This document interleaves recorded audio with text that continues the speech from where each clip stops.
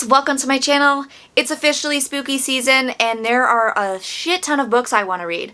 So let me just go through some of the books that I plan to read this fall, hopefully, for spooky season. Do I sound confident? No, because I haven't even read the horror books that are on my last two spooky TBRs. But you know what? This can also be a book recommendation list for you, for books to add to your lists. Let's just dive into it. These are all the books that are on my shelves that I desperately need to read. So I really want to focus on Gothic horror this season, so there's nothing more Gothic horror than Rebecca. This is a horror mystery classic. It's a Gothic horror about a young woman who marries this, who is he? She marries this like great bachelor guy, I don't know, and she moves into his Gothic mansion and she discovers that he's got a few skeletons in his closet. I think this story has inspired many others. I think there's romance involved,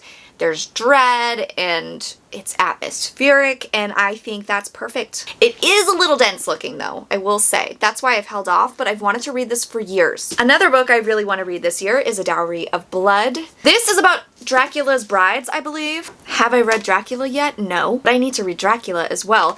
But this one, I've heard amazing things. It sounds just like the perfect atmospheric read.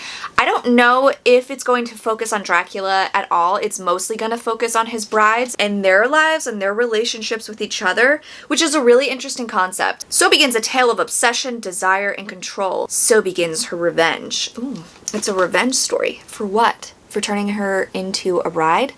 We'll find out. Then we have Mexican Gothic, which I've heard mixed things about, but sounds really interesting. It's about this woman who goes to her family's estate to help her cousin, who I believe is sick, and I think there's fungi or fungus involved. Is this like a spin on that Fall of the House of Usher? Because it sounds very much like What Moves the Dead, which I think there's a lot of comparison there. I don't know. I'm excited to actually check this one out and get those Gothic vibes and learn about this mysterious home and fungus. I cannot resist reading about fungus. Then we have some children's horror books. First is a book that's been on my TBR forever. Everybody raves about it. Apparently really scary for children's books, and I can understand why.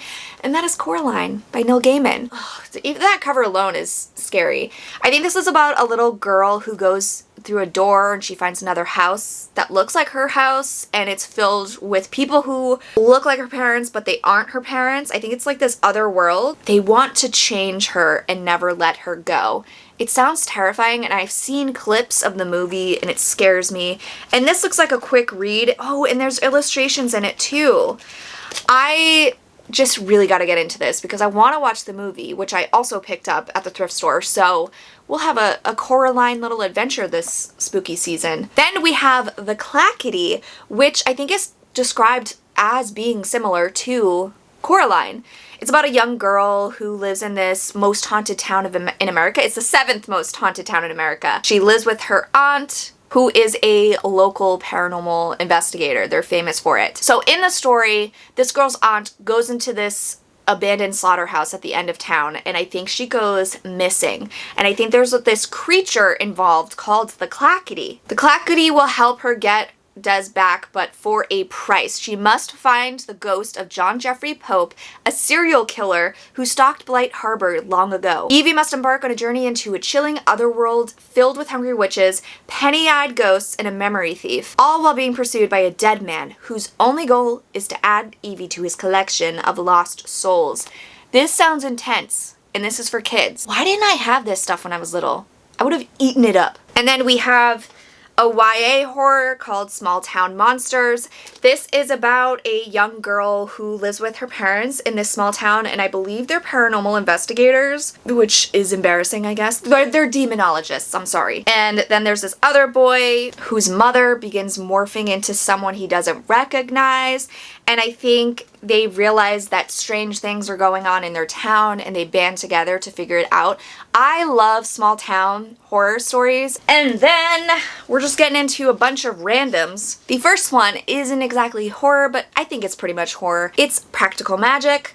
This is a whimsical, witchy story about this family of witches who have to deal with some evil stuff. That's all I really know. I know I've seen the movie. It stars Sandra Bullock and Nicole Kidman. It's a Halloween classic at this point. And Nicole Kidman's character gets into some trouble with this guy, and I think he's accidentally killed, but he starts haunting them from the grave and making their lives a living hell, so I think they have to deal with what happens after that. And there's like this curse on the family, and Sandra Bullock's character, any man she loves ends up dying, and she falls in love with somebody in this story. It's just a lot of fun, and I'm excited to see how the book compares to the movie. I want to pick up a short story collection from Stephen King, and I have to read The Skeleton Key.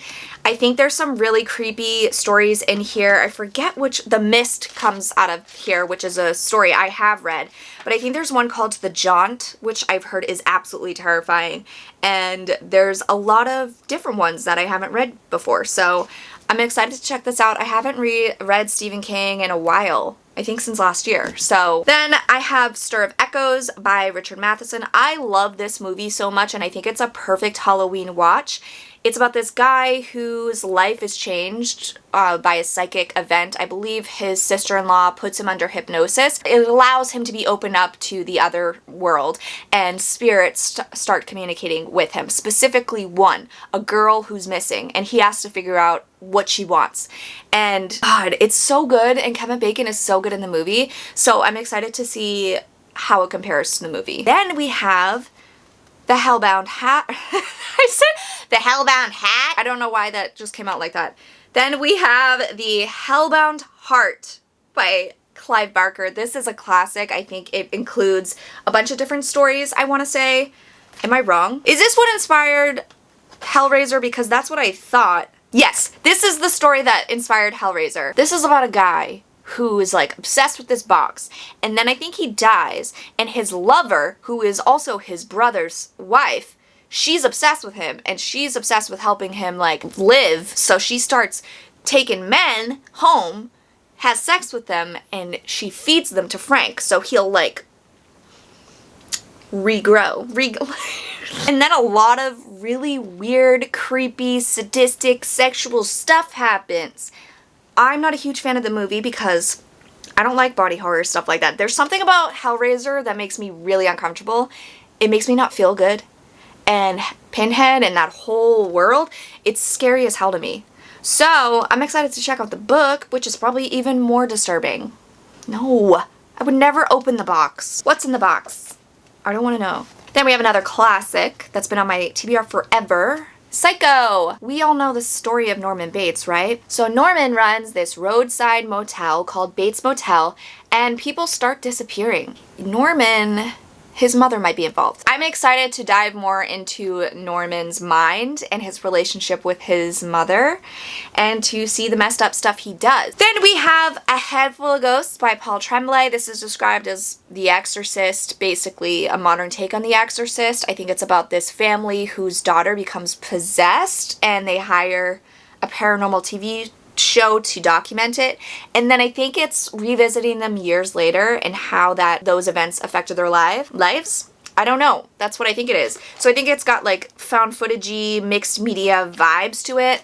Everybody raves about this book. Everybody says it's scary as hell. Some people say it's not scary. I don't know what I'm gonna think, but I do know that I need to read it because I'm a huge fan. Like, this premise sounds really cool, so I'm interested to see how Paul Tremblay executes it. Then we have The Return by Rachel Harrison.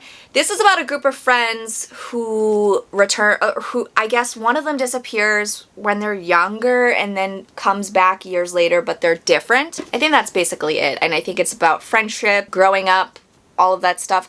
I've read Such Sharp Teeth by Rachel Harrison. I loved it. I like how it was a look at this woman later in life, and it talked about relationships and motherhood and all of that stuff. I think Rachel Harrison is really good at exploring those topics and also creating really interesting, funny, likable characters, and I'm interested to see what this story is about and how these characters all fit into each other's lives. So, and the cover is beautiful. There you have it. That's my pretty extensive spooky TBR for this spooky season. I don't know if I'm gonna get to like any of these. How about you start placing your bets in the comments section on how many books you actually think I'm gonna read from this year's Halloween TBR.